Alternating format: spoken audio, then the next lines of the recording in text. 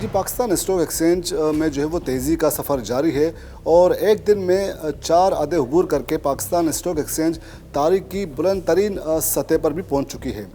लेकिन सवाल ये पैदा होता है कि आम आदमी पर और कौमी मैशियत पर इसके असरात मुरतब क्यों नहीं हो रहे।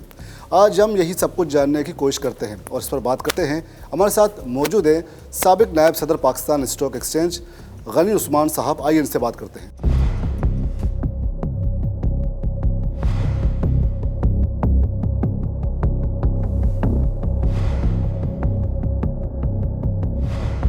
सब ये बताइए कि आप सूरत को किस तरह देखते हैं। देखिए, जैसे आपने आज देखा कि मार्केट 1,83,500 पे इंडेक्स हाई करंट ईयर का, या जो मतलब कि 1 जनवरी से आपने आज देखा 3 दिन में मार्केट ने करीबन 8,000 पॉइंट प्लस किया।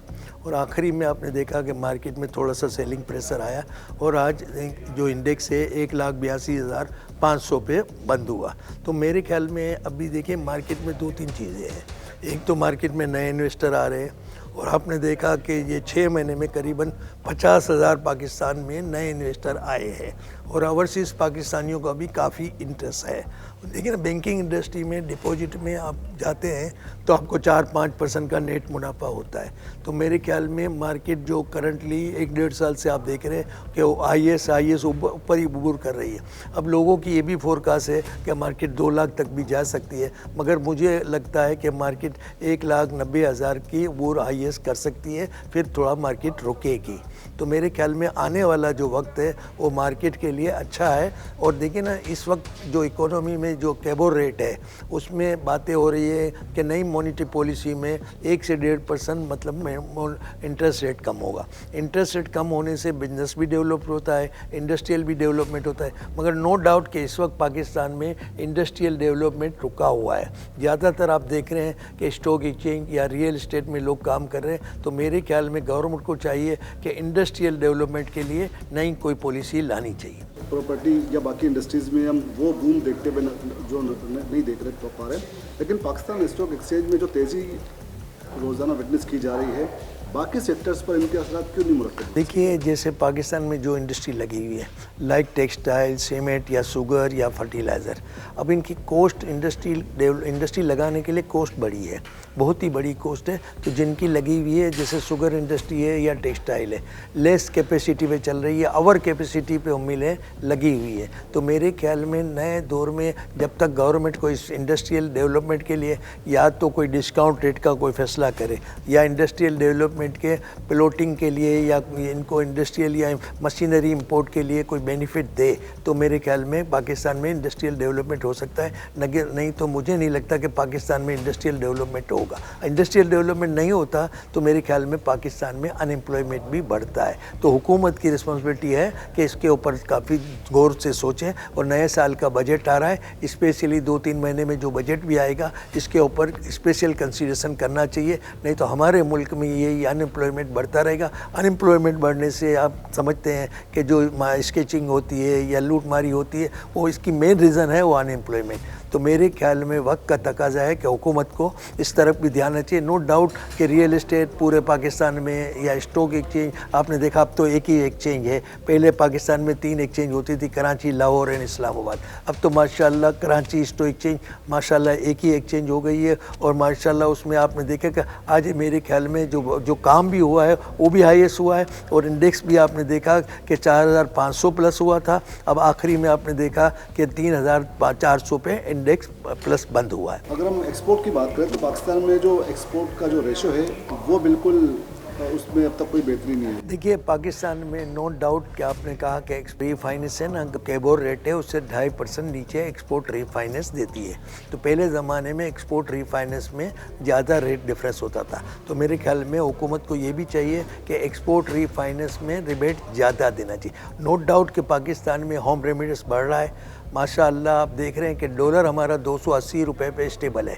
अब ऑफिशियली और अनऑफिशियली में जब भी डिफरेंस नहीं होगा तो कुदरती है भाई कि लोग अपना जो भी पैसा है वो ऑफिशियली तरीके से भेजते हैं। और मेरे ख्याल में चाहिए भी कि ऑफिशियली तरीके से ही उनको भेजना चाहिए। आपने देखा कि होम रेमिटेंस पाकिस्तान में बढ़ा है। अगर हम 2000 से लेकर 2008 तक कम दौर अगर देखें उस ज़माने में पाकिस्तान स्टॉक एक्सचेंज अगर अंडर इंडेक्स 40,000 तक भी अगर मार्केट पहुंची थी, लेकिन उसके असरात ग्राउंड पर आवाम पर भी देखे गए थे। रियल एस्टेट का कारोबार सेक्टर वो बूस्ट कर गया, बाकी सेक्टर्स में सीधा तेज़ी देखने को मिली। लेकिन अब आपकी मार्केट 1,83,000 को भी क्रॉस कर गई, लेकिन सूरत हाल तो बेहतर होने का नाम नहीं ले रही। पाकिस्तान में नो डाउट के स्टॉक एक्सचेंज में आपको कहा ना कि करंटली आप देखेंगे आखिरी 6 महीने में करीबन मेंबरों के पास 50,000 नए अकाउंट खुले हैं, जो टोटल का 23% है। जो हमारे पहले 2-2.5 लाख टोटल अकाउंट होते थे और 50,000 नहीं खुले, तो आप समझ लेना कि 20% नए इन्वेस्टर पाकिस्तान स्टॉक एक्सचेंज में आए। तो एक कुदरती निज़ाम भी है कि एक जगह पे ऊपर जाता है तो एक भेड़ चाल भी लोग चलते हैं। तो मेरे ख्याल में लोगों को चाहिए कि रिसर्च करें, बैलेंस शीट को देखें, स्पॉन्सर को देखें, उनका डिस्ट्रीब्यूशन देखें, उनकी एसेट्स वैल्यू देखें और सोच समझ के इसको रिसर्च करके इन्वेस्ट करें। क्योंकि अवामी सतह पर हम देखते हैं कि एक कुछ शक व शुबात भी पाए जाते हैं कि मार्केट तो ग्रो कर रही है, स्टॉक एक्सचेंज में सरमाएकार आपके बहुत ज़्यादा आ रहे हैं, रिकॉर्ड हाई तक मार्केट पहुँच गई है, लेकिन अवामी सतह पर उसके असरात, जिस तरह महंगाई में कमी नहीं आई या रियल एस्टेट या बाकी सेक्टर्स में भी अब तक कोई इम्प्रूवमेंट बेहतरी नज़र नहीं आ रही। देखिए, आपने देखा कि करंटली जो महंगाई पाकिस्तान में बढ़ रही थी, आपने देखा कि दिसंबर के महीने में महंगाई रुक गई है। तो गवर्नमेंट की ये भी रिस्पॉन्सिबिलिटी है कि देखिए ना, छोटे लोग, अगर जो महंगाई का ज़्यादा इफेक्ट है ना, वो हमारे जैसे लोगों को नहीं होता। जो नीचे वाले लोग हैं, जो एम्प्लॉयमेंट है, जिनकी तनख्वाह 25 से लेके लाख रुपए के अंदर में है, उनको ज़्यादा इफेक्ट करता है। तो गवर्नमेंट की मैं गवर्नमेंट से रिकमेंड करूँगा कि देखिए ना, महंगाई पे आप कंट्रोल करेंगे तो इन लोगों को, जो 90% लोग हैं, उनको सर्वाइव करना है, तो वो भी गवर्नमेंट की रिस्पॉन्सिबिलिटी है। और मेरे ख्याल में मुझे लगता है कि आने वाले वक्त में थोड़ी सी महंगाई और कम होगी। अच्छा, माजी में वो कौन से इकदाम थे जिसकी वजह से स्टॉक के असरात ग्रास रूट लेवल पर भी देखे गए थे? तमाम सेक्टर्स में कुछ खुशहाली की सूरत मौजूदा दौर से माजी कुछ बेहतर सूरत हाल? देखो, इनिशिएटिव तो कोई नहीं ले गए थे। पाकिस्तान में कैबो रेट 22% हो गया था और आपने आज देखा कि कैबो रेट 10.5 है, मतलब कि 22 का 10.5 होना तो 50% नीचे हो गया। और उम्मीद और भी है कि इंटरेस्ट रेट और नीचे होगा। इसकी मेन वजह यही है स्टॉक एक्सचेंज में इन्वेस्ट करने की कि 22% में तो सब लोग बैंकों में डिपॉजिट देते थे। अब 22% का बैंकों में आप डिपॉजिट भी सेविंग अकाउंट में देते हैं तो आपको 15% टैक्स लगता है, और 50 लाख से ऊपर आपकी अगर जो इंटरेस्ट इनकम हो जाती है तो आपको 35% टैक्स लगता है। तो ये भी वजह है कि लोग बैंकिंग इंटरेस्ट से लेके स्टॉक एक्सचेंज में आ रहे हैं। नो डाउट कि बैंकिंग इंडस्ट्री का रेशियो जो है ना, पाकिस्तान में जो बैंकिंग इंडस्ट्री में डिपॉजिट का रेशियो है या उनकी अर्निंग का रेशियो है, आप देख रहे हैं 20-25 साल से कि हर बैंक अपनी अपनी स्टेज में तरक्की कर रहा है और उनका डिपॉजिट का रेशियो बढ़ रहा है।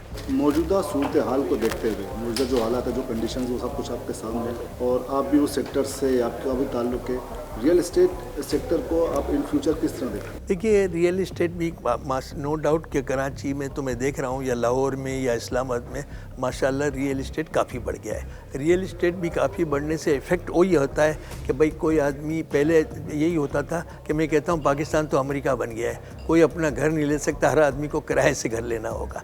तो मेरे ख्याल में रियल एस्टेट को भी थोड़ा सा रुकना चाहिए ताकि नीचे वाले लोग उसमें अपना सरमाया लगा के अपने घर बना सकें। जिनका सरमाया ऑलरेडी है इस सेक्टर में, वो सफ़र कर रहे हैं?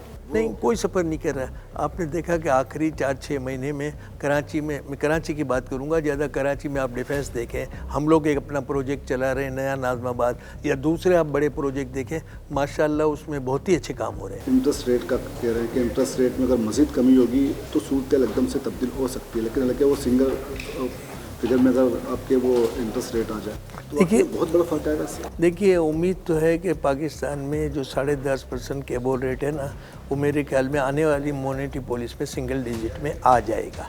इंटरेस्ट रेट कम होने से इंडस्ट्रियल डेवलपमेंट भी बढ़ेगा, स्टॉक एक्सचेंज में भी इन्वेस्टमेंट बढ़ेगा, रियल एस्टेट में भी इन्वेस्टमेंट बढ़ेगा। तो रियल एस्टेट में भी देखिए ना, कंस्ट्रक्शन काम शुरू होता है तो कंस्ट्रक्शन का जो बिजनेस है ना, अदर 46 इंडस्ट्री को बेनिफिट करता है। तो मेरे ख्याल में ये वक्त का तकाजा यही है कि मुझे उम्मीद है कि हुकूमत की, देखिए ना, हुकूमत की भी रिस्पॉन्सिबिलिटी है कि हुकूमत कड़ी नज़र रखे कि क्या हो रहा है, कोई अननेसेसरी तो कहाँ कुछ नहीं हो रहा। तो मेरे ख्याल में ये हमारी हुकूमत की भी रिस्पॉन्सिबिलिटी है कि इनके ऊपर इनको काम करना चाहिए।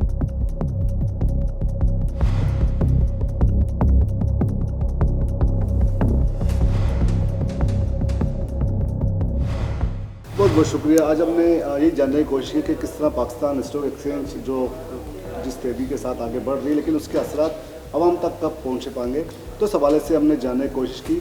और आइंदा देखते हैं कि कहा जा रहा है कि मुस्तकबिल में सूरत हाल मज़ीद बेहतरी की तरफ जा सकती है, तो इसका इंतज़ार है।